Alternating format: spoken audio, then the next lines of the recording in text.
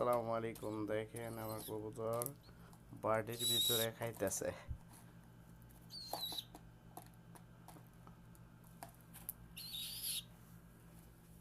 যা, আয় আয় আয় আয় আয় আয় আয় আয় আয় আয় আয় আয় আয় আয়।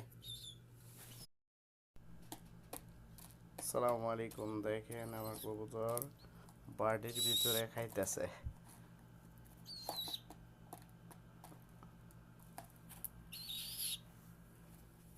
যা, আয় আয় আয় আয় আয় আয় আয় আয় আয় আয় আয় আয় আয় আয়